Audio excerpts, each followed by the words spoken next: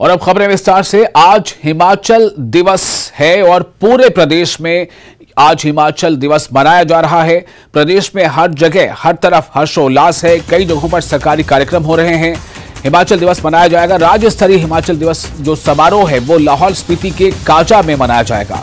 समारोह और सीएम सुखविंदर सिंह सुक्खू करेंगे शिरकत, बतौर मुख्य अतिथि करेंगे शिरकत।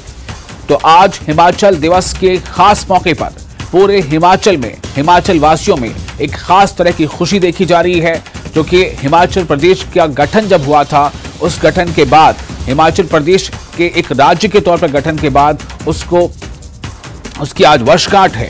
और आज हिमाचल दिवस इस उपलक्ष्य में मनाया जा रहा है, पूरे प्रदेश में मनाया जा रहा है हिमाचल दिवस। और राज्य स्तरीय हिमाचल दिवस जो समारोह है, जो खास तौर से सरकारी समारोह होगा, वो लाहौल स्पीति में के काजा में मनाया जाएगा। सीएम सुखविंदर सिंह सुक्खू करेंगे इसमें शिरकत और वो बतौर मुख्य अतिथि इस कार्यक्रम में शिरकत करेंगे।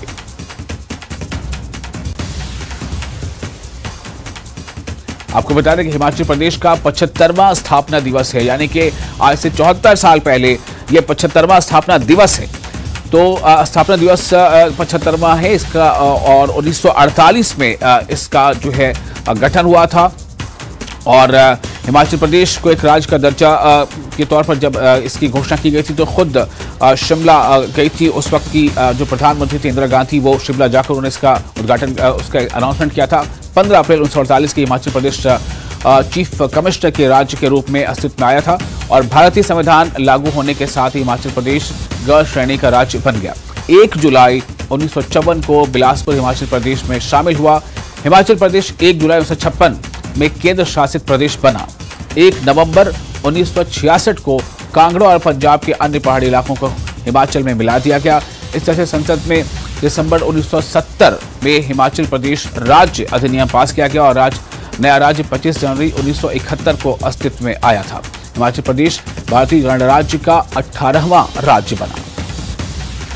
तो ये सफर रहा है हिमाचल प्रदेश का।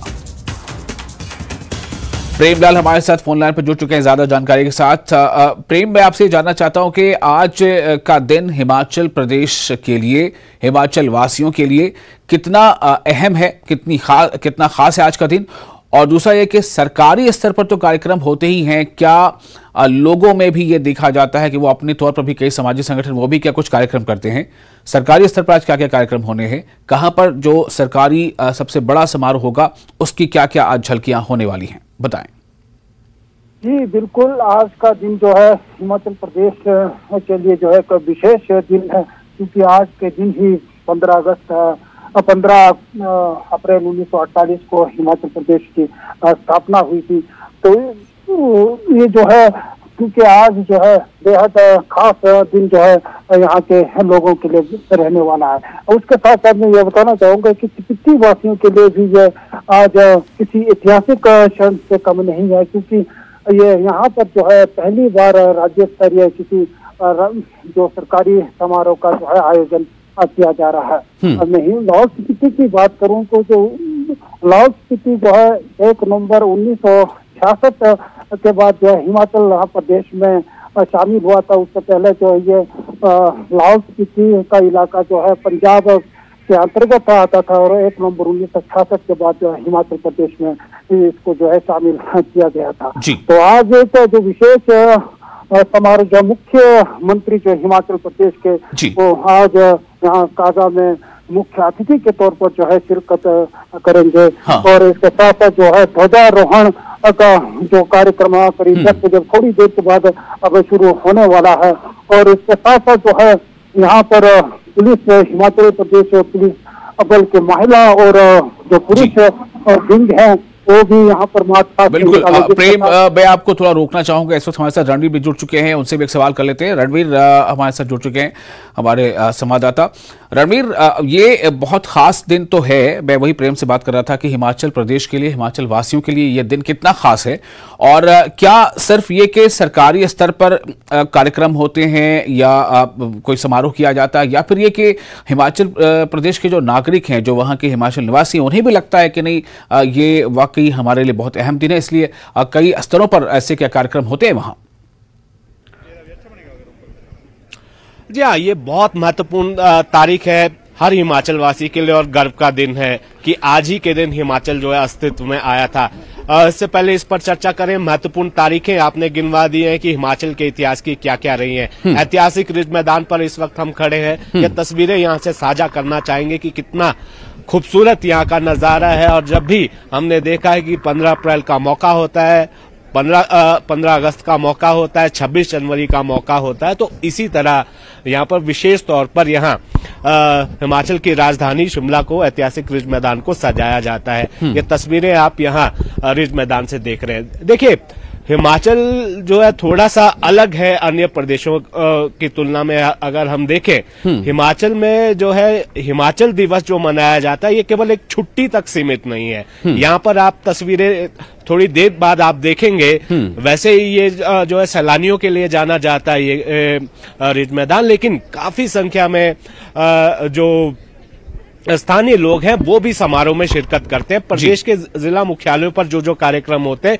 जिला स्तरीय समारोह होते हैं, उसमें भी काफी संख्या में लोग जो हैं पहुंचते हैं और अपने अपने तरीके से हिमाचल दिवस के दिन याद करते हैं। देखिए, ऐतिहासिक घटना थी ये, मुख्यमंत्री ने पिछले कल भी संदेश जारी किया। हिमाचल का इतिहास गवाह है कि किस तरह से इस स्टेट का गठन हुआ है। प्रजामंडल आंदोलन की बात करें, स्वतंत्रता संग्राम से पहले की बात करें, पजौता के आंदोलन की बात करें, धामी गोलीकांड की बात करें, तो अनेकों ऐसे संस्मरण हैं जिसने इस हिमाचल को पहचान दिलाई है। उसके बाद ये यात्रा 15 अप्रैल 1948 से शुरू हुई, तो आज यहाँ तक हम पहुंचे हैं। तो एक लंबी यात्रा हिमाचल ने तय की है, बेहद कठिन ये यात्रा रही है, लेकिन उसके बावजूद आज देखें, हिमाचल जो देश के जो चुनिंदा राज्य हैं, जो पहली पंक्ति के राज्य हैं, उसमें हिमाचल भी उसमें शामिल है। ये तस्वीरें यहाँ पर दिखाना चाहेंगे। आज का जो समारोह रहता है उसका प्रोटोकॉल की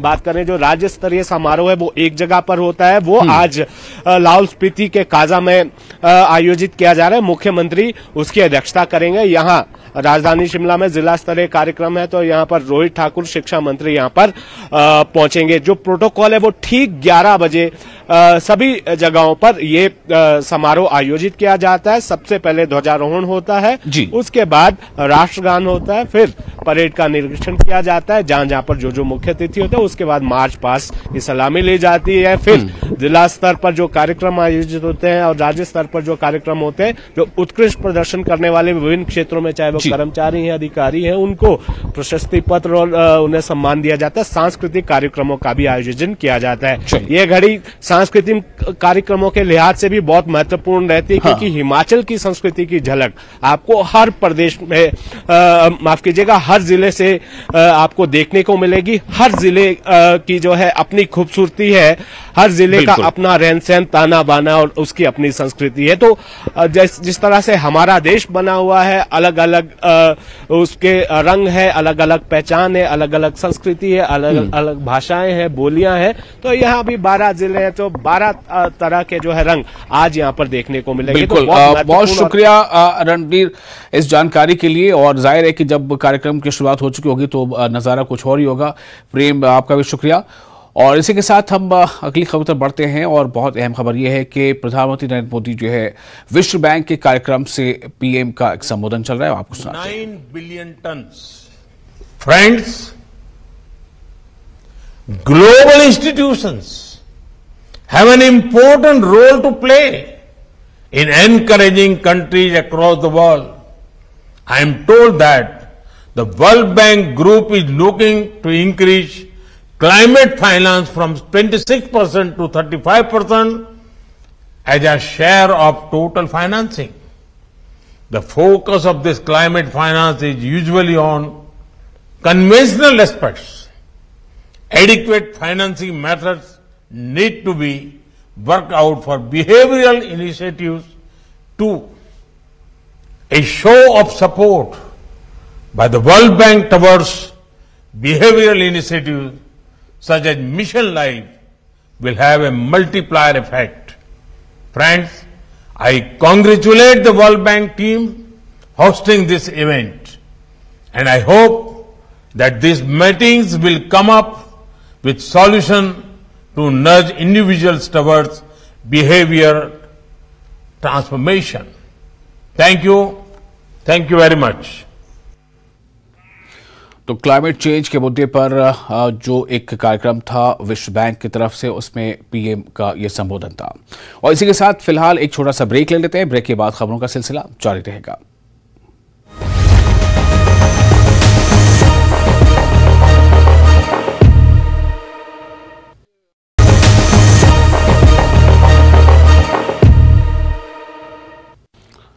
ब्रेक के बाद एक बार फिर आपका स्वागत है। आप देख रहे हैं न्यूज़ 18 जम्मू कश्मीर लद्दाख हिमाचल पर ब्रेकिंग एट 10। और इस वक्त अब हम खबर लेकर आए हैं कोरोना से जुड़ी। जी हां, कोरोना के मामले तेजी से बढ़ रहे हैं। कोरोना के मामले बहुत तेजी से बढ़ रहे हैं। 53,000 के पार पहुंच चुके हैं एक्टिव मामले पूरे देश भर में एक्टिव मामले 53,000 के पार जा चुके हैं। पिछले 24 घंटों में 10,753 नए केसेस दर्ज किए गए हैं। सिर्फ 24 घंटों के अंदर पूरे देश भर में 10,753 नए केसेस दर्ज किए गए हैं। वहीं जम्मू कश्मीर में 151 नए मामले दर्ज हुए हैं पिछले 24 घंटों में। और साथ ही साथ जो खबर है उसके मुताबिक एक शख्स की मौत भी हो चुकी है। यूटी में, यानी यूटी जम्मू कश्मीर जो है, वहां 686 सक्रिय मामले अब हैं। यानी टोटल जो एक्टिव केसेस हैं यूटी जम्मू कश्मीर में वो हैं 686, जबकि देश भर में यह आंकड़ा वो 50,000 के पार जा चुका है।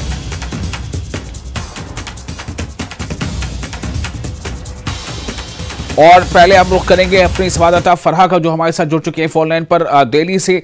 फरहा, जिस तरह से ये देश भर के जो आंकड़े आ रहे हैं, हर दिन तकरीबन 11,000 जो है वो नए संक्रमित मरीज जुड़ रहे हैं और 50,000 के पार ये मामले जा चुके हैं, तो क्या इसको लेकर कुछ खास एडवाइजरी वगैरह जारी की गई है या इसको लेकर कोई खास स्टेप्स उठाए जा रहे हैं सरकार के जरिए?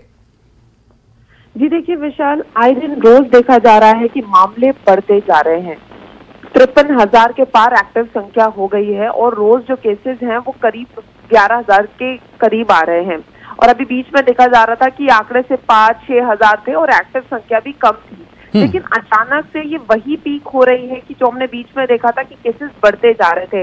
हालांकि अभी कोई ऐसी गाइडलाइन सामने नहीं आई है, लेकिन मीटिंग का दौर भी जो है वो हो चुका है और अभी बीच में देखा गया था कि मॉकड्रिल भी हुई है। देखिए तैयारियां पूरी हैं, लेकिन अब सब कुछ जो है वो लोगों पर भी निर्भर करता है। लोगों को बार बार कहा जा रहा है कि वो कोविड एप्रोप्रिएट बिहेवियर का पालन करें और ज्यादा से ज्यादा ध्यान दें, क्योंकि देखिए अब लोगों को वैक्सीनेशन पर भी ध्यान देना होगा।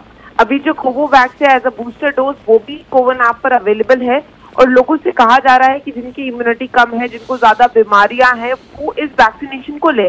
देखिए चिंता की बात जरूर है, लेकिन डॉक्टर्स बार बार कह रहे हैं कि ज्यादा घबराना नहीं है, क्योंकि ये जितने भी म्यूटेशन इस ओमिक्रॉन के हो रहे हैं, ओमिक्रॉन ज्यादातर लोगों को जो है वो संक्रमित कर चुका है और अब जिन लोगों को हो रहे हैं वो ज्यादा सीवियर इसलिए नहीं हो रहे हैं क्योंकि वो ऑलरेडी वैक्सीनेशन ले चुके हैं।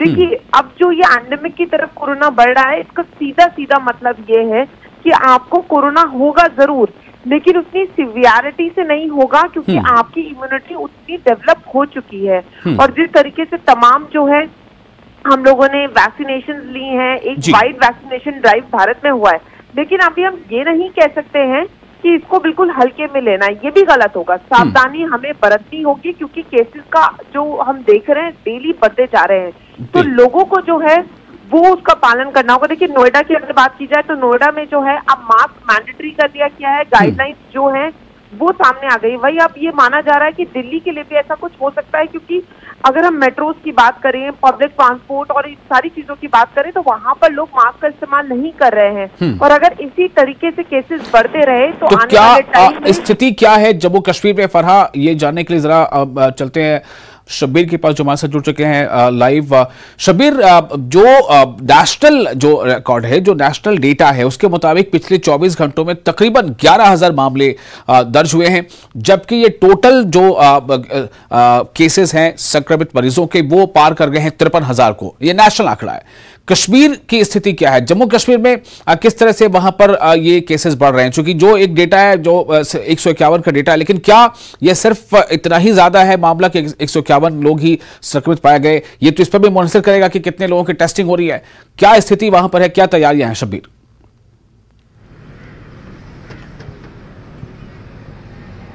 विशाल, पॉजिटिव परसेंटेज एक इंडिकेशन होता है कि किस तरह का इन्फेक्शन है। अब की बार हमारे यहाँ 4% पॉजिटिव परसेंटेज है, यानी 100 में से 4 लोग जिनके टेस्ट किए जाते हैं वो पॉजिटिव निकलते हैं। एक मामला ये है, लेकिन पिछले एक हफ्ते में डबल हो गए हैं जो एक्टिव पॉजिटिव हैं। ये भी एक पहलू है। और सबसे परेशान कुन पहलू ये है कि हालांकि पब्लिक प्लेसेस में कहा गया है कि आप मास्क पहनिए, लेकिन हो नहीं रहा है। मैं आपको दिखाऊंगा, ये टूरिस्ट स्टेट है, ये आपको मैं दिखा रहा हूं। ये लोग कहीं भी आप देखें, आपको कहीं भी मास्क नजर नहीं आएगा। अगर आप ढूंढें, तकरीबन 10,000 लोगों में से एक किसी फर्द के मुंह पे मास्क होगा। ये परेशानी है। परेशानी वायरस या इन्फेक्शन नहीं है, परेशानी ये है कि इसको फैलने में वक्त नहीं लगता है। ओमिक्रॉन की जब हम बात करते हैं तो पूरे मुल्क में जो पॉजिटिव परसेंटेज है उसके मुकाबले में कश्मीर में बहुत कम है, जम्मू कश्मीर में कुल मिला के बहुत कम है, लेकिन इसको फैलने में वक्त नहीं लगता। हमने ओमिक्रॉन का जो बिहेवियर देखा है, अभी जो वेरिएंट है ये बहुत तेजी से फैलता है।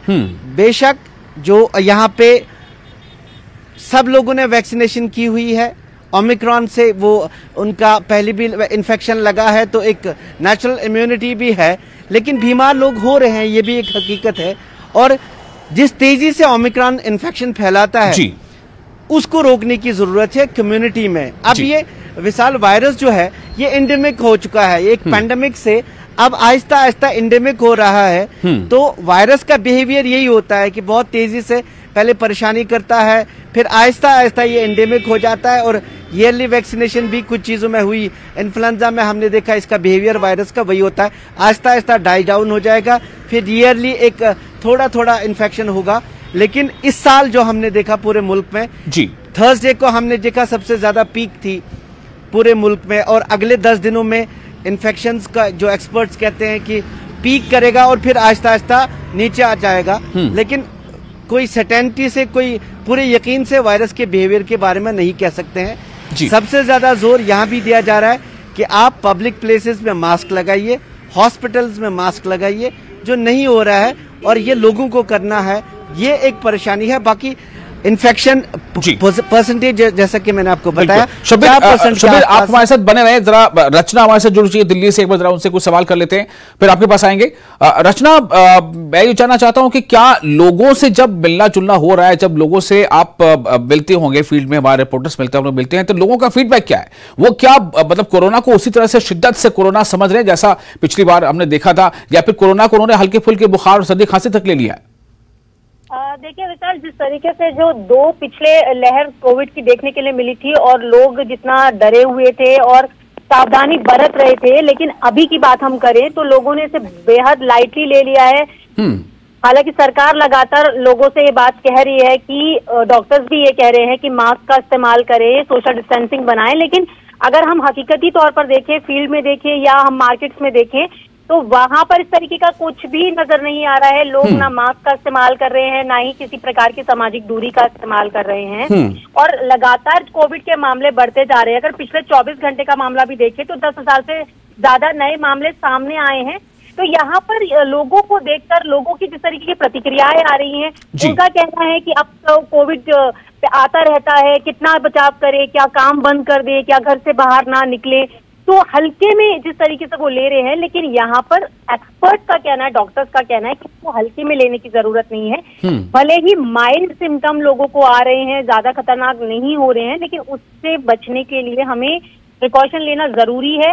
और जिम्मेदारी यहाँ पर एक बार फिर से वही कहूंगी कि लोगों की बन जाती है कि उन्हें मिलकर इसके लिए लड़ना होगा, लेकिन इसे जिस तरीके से वो हल्के में ले रहे हैं ये बेहद गंभीर है। बिल्कुल। तो रचना ने बताया कि लोगों में वो सीरियसनेस नजर नहीं आ रही है, और शायद उसकी वजह ये भी है कि उनको लग रहा है कि कोई ज्यादा बीमारी जो है वो उन्हें बेड रिडन नहीं कर रहा, या फिर उन्हें मजबूर नहीं कर रहा कि अस्पताल में एडमिट हो। शब्बीर, मैं आपके पास आना चाहता हूं। आपने भी शुरू में कैमरे से यही दिखाया कि जो वहां आसपास लोग नजर आ रहे हैं बोट के पास या शिकारे के पास, वो उनके किसी के चेहरे पर मास्क नहीं है। शब्बीर, सवाल इस बात को लेकर है कि जब लोग घरों से बाहर ना निकलने पर राजी हो गए थे, जब लोग मास्क के बगैर एक दूसरे से मिलते नहीं थे, जब लोग किसी के छींकने पे चौकन्ने हो जाते थे, तो आज अगर लोग ऐसा नहीं महसूस कर रहे हैं तो इसे किस तरह से लिया जाए? ये एक अच्छा संकेत है, ये पॉजिटिव है कि लोगों को लग रहा है कि हम वैक्सीनेटेड हैं, हमारी इम्यूनिटी बूस्टअप हो चुकी है, हमें डरने की जरूरत नहीं है, या फिर ये कि उनका इतना ज्यादा कॉम्प्लासेंट होना या मतलब ज्यादा इस तरह से खुद पर भरोसा कर लेना ये उनको कहीं नुकसान में तो नहीं डाल देगा?